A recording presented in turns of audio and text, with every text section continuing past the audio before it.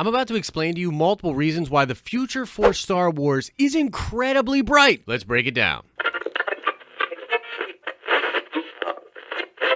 So let's start with this. I know there are rumors out there that Star Wars is going to retcon the sequel trilogy and use time travel and Ezra Bridger to make it so the sequel trilogy never happened. That rumor is both dumb and incorrect. In fact, the truth is Star Wars and Lucasfilm are actually headed in an absolutely brilliant direction. There's a lot of reasons and evidence that we can point to that show that Lucasfilm is learning from past mistakes, making changes, and that the upcoming content for Star Wars is going to be dope and more universally loved by its fan base. In this video, I want to go over television, video games, and movies. I want to talk about the problems Lucasfilm has had with these different mediums so far, and what they have learned from their mistakes and how the future content is going to be different. And there's actual verifiable information and quotes from different big-time people involved in all of these different things that clearly point to them learning these lessons and things in the future being different. Now, I'm not going to be talking about merchandising here, but that's mostly because if they right the ship for the television,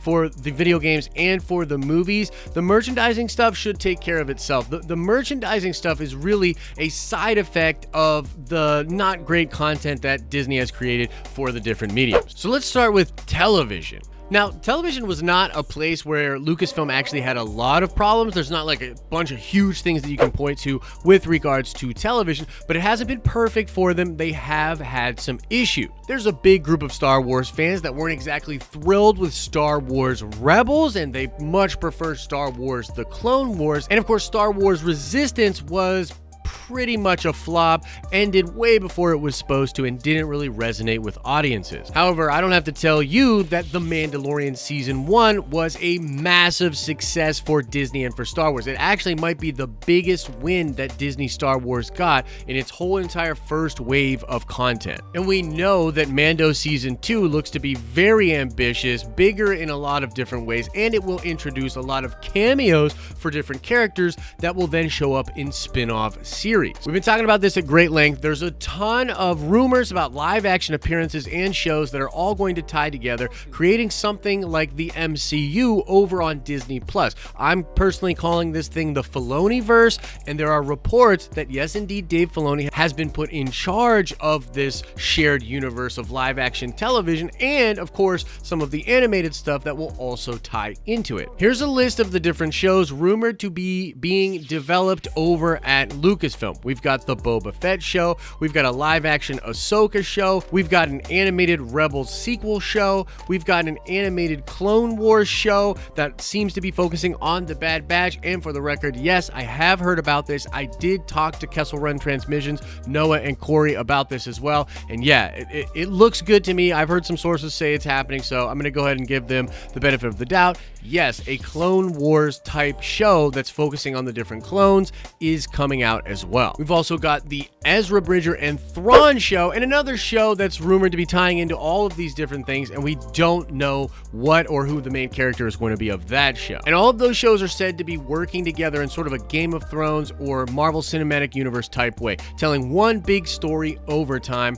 It's mind-blowing. It's very exciting. And I should also mention that the Obi-Wan series is still on, and so is the Cassian Andor show. These two shows might have some connective tissue to the rest of the Filoni-verse, but I don't expect them to have a lot of connective tissue because they were developed before all of that other stuff was developed, and maybe we'll get some cameos, but mostly they'll be separate stories. I think one of the biggest signals from Lucasfilm that the television arena is going to be way better than it was before is the fact that they're elevating Filoni. Resistance itself, although originally developed with the help of Filoni, really didn't have a lot of involvement from him. He backed off and was working on other things. And a lot of people think that hurt the show. It really did, and that's a big part of why it didn't resonate with Star Wars fans. So by correcting that and by making things more connected and actually putting Filoni in charge of all of those different properties and tying them all together, perfect move. The future of television for Star Wars is looking amazing. It might actually be the thing I'm most hyped for and most excited for. It's crazy,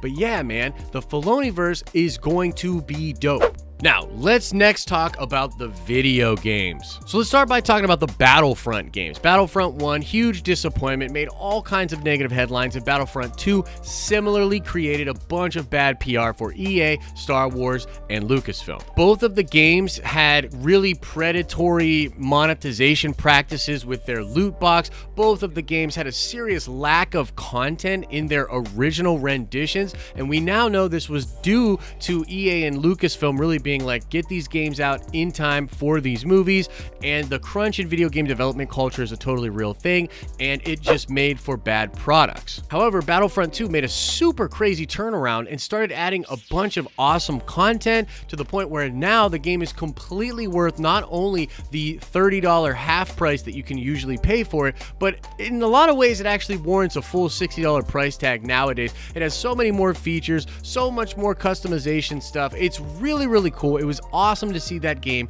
make the turnaround that it did. Jedi Fallen Order also came out and was a smash success. People absolutely love that game. They love the story, and they can't wait to see that story continue. And it is going to have a sequel. In fact, it might have more than one sequel. EA announced that yes, the Jedi games are now a series of games that they will be developing. Even Star Wars Squadron looks really cool, and coming in at that $40 price tag with no microtransactions and a bunch of content on day one just really seems like EA has quite frankly learned the lesson, perhaps from some pressure from Disney as well, but they've learned the lesson and they seem to be actually making games that are priced correctly and are super enjoyable for Star Wars fans. Now, the other side of this that's really crazy is EA and Lucasfilm have been shutting down many games, man. I've lost track at this point, but they've axed a lot of Star Wars games, and what's crazy is ever since 2014, we've literally only had 3 major Star Wars games in all that time. We had the 2 Battlefront games and then Fallen Order. That's it. And just last week, EA CEO Andrew Wilson talked about doubling down on Star Wars content. EA has literally publicly made statements about how they are doubling down on Star Wars games, and they're going to be developing a lot more in the coming future. So the 2 major problems with Star Wars games, basically the frequency or lack thereof, and the quality control and the predatory monetization practices have all been addressed. The future for Star Wars games looks incredibly bright. And now let's talk about the movies. I probably don't have to tell you this, but the movies for many Star Wars fans is actually where Lucasfilm ultimately failed and where the most problems came for the Star Wars brand ever since the Disney takeover. Even people like myself, who have been majoritarily positive on the Disney era Star Wars films, can totally look back and now say, yeah, they screwed up in a lot of different ways.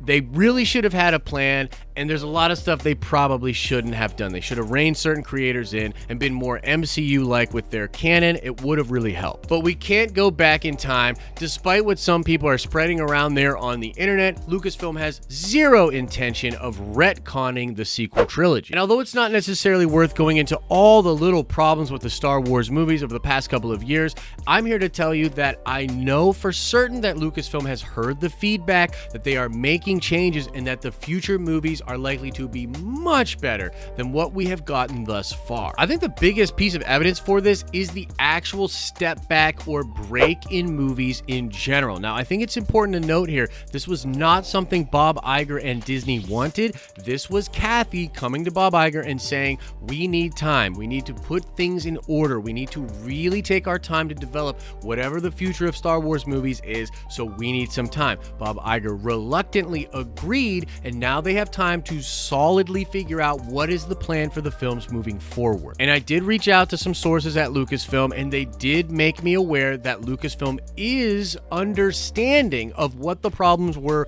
with the sequel trilogy and how to fix them. Now, I, like many other Star Wars fans, have heard and believe that Kathleen Kennedy will step down next year in 2021. Now, for a lot of fans, that's going to be something they cheer on. They really don't like Kathy. They don't like what she's done to Star Wars. And so her leaving will alleviate that for a lot of different people. But the other side of this rumor is also going to help for everyone. And that is that Jon Favreau was selected by Kathy and will be playing a major role in the creative development content of the films from here on out for Lucasfilm. And I'd venture to say most fans, even the fans that really like Kathleen Kennedy and sort of hate the narrative of how she ruined everything, even those fans will be able to admit that it's much better for Star Wars if Jon Favreau is in charge of how they're making these movies and what they are making these movies about. He just seems to get it. We all love The Mandalorian, okay? And at this point, between The Last Jedi and The Rise of Skywalker, it seems like Lucasfilm did everything they could to piss off every single kind of Star Wars fan that is out there. Jon gets it, and he will make movies that will be more enjoyable by a wider group of Star Wars fans. I think that's pretty undeniable. In fact, here is a quote from Jon Favreau from about a week ago when he was talking about the relationship between the content creators of Star Wars and the fan. He says here, "You have to listen. It's not a one-way street. It's a two-way street," he explained. "You have to feel the energy of the audience. But when you come from comedy, and when I was doing improv back in Chicago, that's it. You have to read the room. You have to feel the room. You have to be in community with the audience. You have to be part of it. You put something out in the world and then it echoes back at you." And that is a really small statement that carries an enormous amount of weight for a lot of different Star Wars fans. There's a lot of Star Wars fans that literally just feel like Lucasfilm doesn't actually care about what they want from Star Wars. They're too focused on maybe an agenda. They're too focused on maybe pleasing a certain other group of fans. They're not actually giving all the different kinds of Star Wars fans toys to enjoy. This is something I talk about with the MCU and Kevin Feige. I think one of the things that Feige does that's so brilliant is he can give toys to all the different kinds of fans. You know, fans that really care about representation and progressivism, they get some toys. Fans that just really care about some awesome dudes just beating the hell out of people and being superhero fans, he gives them some toys. He gives all of the different fans and literally hits all four quadrants with the content they create over at Marvel. Jon is going to create content or curate the content that is created in a way that it will satisfy more Star Wars fans, and that is a win for all Star Wars fans. I'm a big believer in the philosophy that winning solves everything. All Star Wars needs to do is start making some awesome Star Wars content that resonates with a bunch of different fans, and then all of the little problems and gripes that people have with Lucasfilm and Star Wars won't be unified by a narrative that says Star Wars is screwing up. Once that happens, a lot of these problems will actually fall away, and I am very excited and optimistic for the future of Star Wars content when it comes to movies, video games, and television. And so that's my take. Feel free to let me know why I'm wrong in the comments section below. And now let's shout out Kid from 21 Jump Street, and not for answering a nerd card question, but for being one of the many people that pointed out to us the audio error we had in a previous video.